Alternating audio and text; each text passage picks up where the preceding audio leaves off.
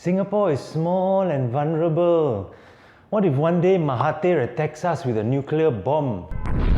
That is why we need one strong party in power. That is why we need the generals in charge. We cannot afford to have multi-party democracy. Stop spreading your Western liberal ideas over here lah.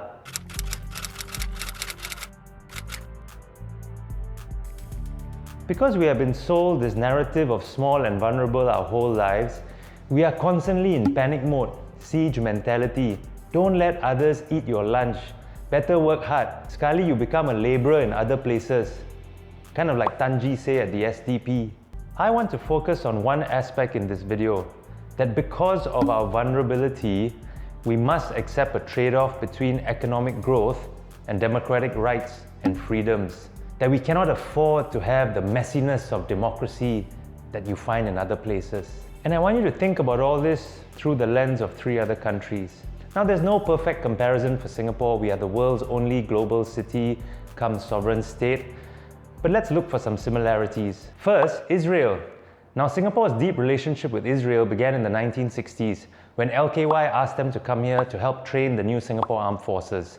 The Israelis were delighted. They were seeking diplomatic recognition around the world. But when they came, they had to be known as the Mexicans because we didn't want to piss off Malaysia, which, like a lot of Muslim majority countries around the world, does not formally recognize Israel. I was a tank gunner in the armoured regiment of the Singapore Armed Forces.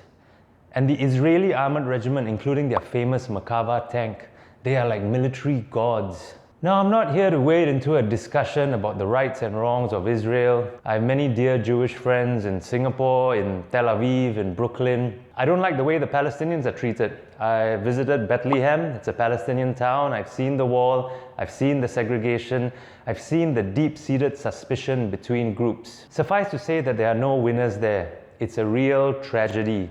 The only point I want to make here is democracy has never been a hindrance to Israel's survival. Israel has one of the most vibrant democracies in the entire region. Now, their democracy is not perfect. We can talk about the strength and influence of the ultra-Orthodox lobby. We can ask questions about whether the Palestinians have enough of a voice. But ask any Israeli if their country, small and vulnerable, population 8+ million, surrounded by much bigger neighbors, ask any Israeli, has democracy been a problem for your country's survival? I think you'll mostly get just one answer.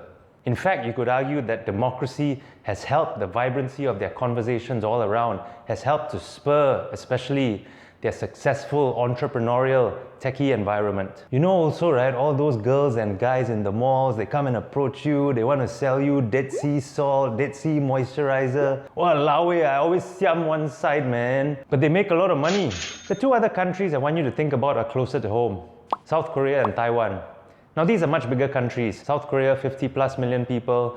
Taiwan, 20+ million. But in many ways, they are similar to Singapore. East Asian tigers. Our economies have followed similar trajectories. We all like bubble tea, noodles, and aesthetic surgery. Okay lah, the South Koreans like aesthetics a bit more than us lah. But we all want to be like them.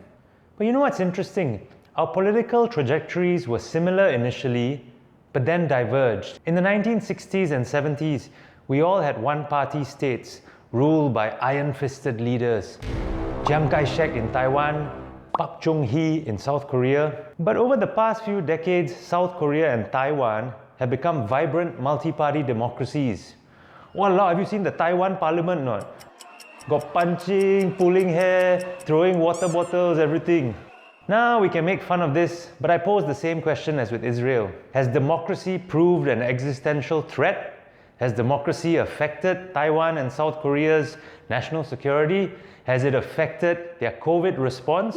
Taiwan has actually done a much better job than Singapore. You know, sometimes when I have debates with people in Singapore about national service, how we can improve it, how we can reform it, the other person will say things like, we are just like South Korea, must always be on guard. Really?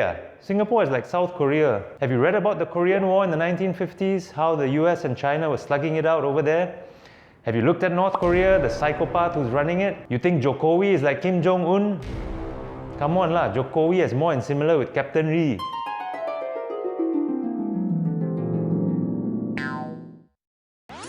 Independent Singapore has never faced major international security challenges or tensions. The ones you might have read about, like the McDonald House bombing in early 1965, were before we became independent. Those were more about Sukarno's confrontasi policy with Malaysia, more to do with his fear of the US and Western meddling in the region than with Singapore. The PAP and their fans love to scare you. But Malaysia and Indonesia have never seriously threatened independent Singapore.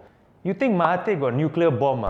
Mampus lah. More likely he got kentut bomb. But we should never be naive. Today Singapore has a good relationship with our neighbours. In 20 years it might be different. And we must always be on our guard against terrorists. The history of the world is full of examples of small states getting hammered, disappearing. My simple point is this. Even if you are the most hawkish Singaporean around, that's fine.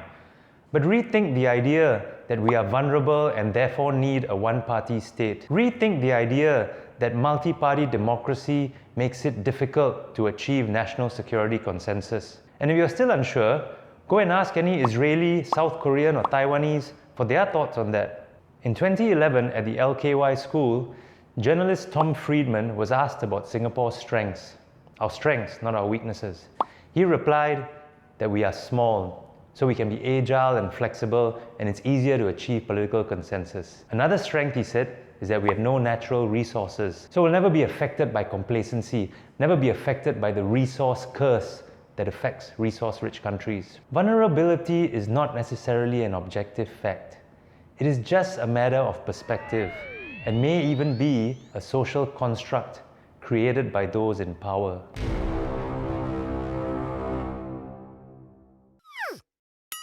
Hey, but don't worry lah. Our parliament is never going to become like Taiwan's. Have you guys seen Heng Keat debate or not? He is such a nice guy. We also have a plan for the East Coast. We have East Coast, Singapore, we have a together an East Coast plan. Just like Heng Keat, I also have a plan for you, my fellow crash landing on you fans. Now that we have it together, you didn't really think I would just leave you with Jokowi, right?